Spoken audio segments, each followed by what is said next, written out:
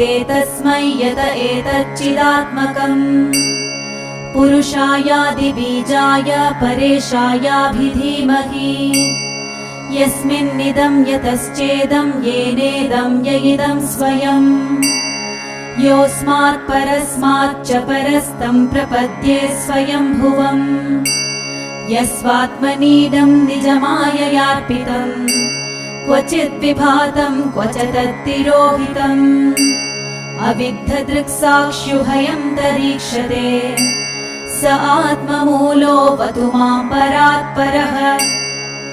कालेन पञ्चत्वमितेषु कृत्स्नशो